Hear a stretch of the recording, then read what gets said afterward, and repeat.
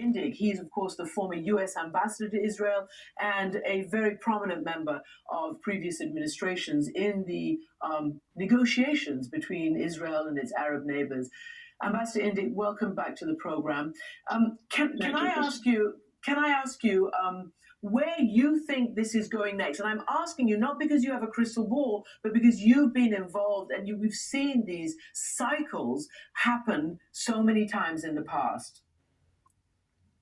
So I think it's exactly the right thing that we need to be worried about, because the escalation potential is very real here. Your reporter referred to the possibility that Hezbollah in Lebanon could be drawn in. Hezbollah has 150,000 rockets that it could fire into the main population centers of Israel if it gets drawn in. There could be an eruption in the West Bank, more terror attacks there that have been occurring off and on. There could be an explosion in Jerusalem, highly sensitive for religious reasons. And then, of course, the Arab sector in Israel could well explode in this situation. So it's like 5 fronts that could develop as a result of starting of this war and Israel's response, because Israel is going to go in with great anger into Gaza, and I fear that thousands of Palestinians will die in the next week or so. So the potential for escalation is very high. So, Ambassador, what would you advise President Biden to communicate to Prime Minister Netanyahu? I mean, how does your scenario, how is that avoided? Well, President Biden is going to put his arm around Prime Minister Netanyahu, make sure he feels his love and support, and then try to urge some restraint upon him. But it's impossible to do in circumstances where it was a surprise attack, where there was something like 40 Israelis taken hostage and so many killed. That's going to fall on deaf ears. So he's got to work with the others as well. He's got to try to get those who have influence on Hamas to stop shooting the rockets in, Qatar in particular, but others to Egypt. In essence, try to calm things down. But in this environment, it's extremely difficult to do, and he's likely to fail. It's really a bleak scenario. It's very, very bleak indeed. I want to know what you thought, and I don't know whether you heard, but former Prime Minister Ehud Olmert told me about half an hour ago on this program that yes, Hamas has to be dealt with, but yes, also there has to be connection with the Palestinian Authority and to actually talk to people there about peace. You also may have heard Mustafa Barghouti, a very senior Palestinian in the West Bank, talk about this is a 56-year occupation and we too have our right to self-defense. I just was curious on your reaction because you have been in the middle of these negotiations for so many decades. Well, I could now reflect on Ehud Olmert's statement, because 50 years ago, Anwar Sadat of Egypt launched a surprise attack on Israel, but he made war in order to make peace.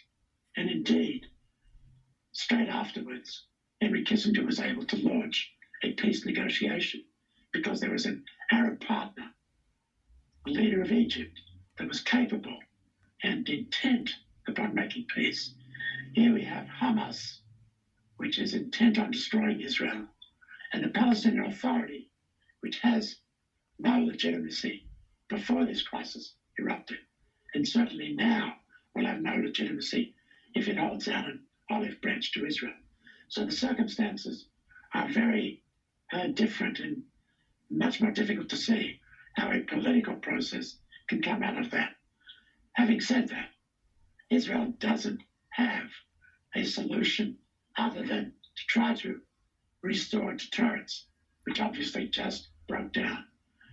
That will probably require Israel to go in on the ground in Gaza, and you've already been discussing the consequences of that. once Israel gets into Gaza, the question is, who do they get out in favor of? Who will take control of Gaza if they destroy Hamas there, if they can? And that is an impossible situation for Israel. They don't want to occupy Gaza, but they can't make peace with Hamas. And so you have a situation here which is not ripe for any political process for the time being. And it has ever been so, Ambassador, because each time we've seen these, and this obviously is the most daring and deadly attack by Hamas in all the decades that this standoff has been going on.